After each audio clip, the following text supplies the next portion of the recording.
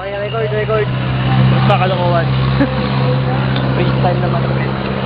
Okay. Ito ang freestyle na malupit talagang pinapakita sa inyo. Kaya ngayon naglalakad na walang mikropono.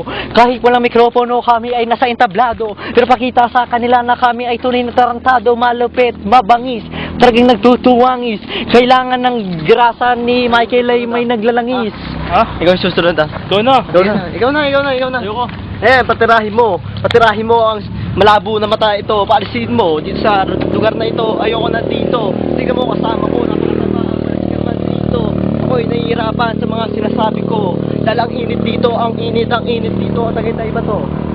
Oh, kami nagra-rhyme ngayon, napakalupit. Ang mga banat namin sa inyo parang nagagupit, na parang bagyo, kaya ngayon matutuyo. Ang kolesterol ng mataba na ito. Kung napakita sa amin na talagang kami ay natsutsok. Kahit wala sa entablado kami ay nagjo-joke. Gonzales sa pagkabata. Gumagana na ngayon ang aming mga kokote. Parang pinapakain kayo ng mga panis na kamote na sa ganun. Ngayon, saan ba tayo pupunta? Kami ay makakita ng tunay na mga dakila. Kaya magpipicture ngayon dito sa may... Ano ba tawag dito? Siso.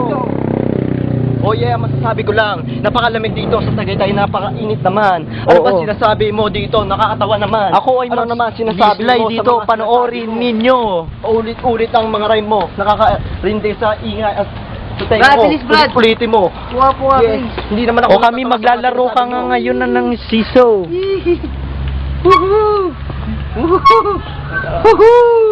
Sumali siya ng Mr. Pangit dati, kaso professional na disqualified.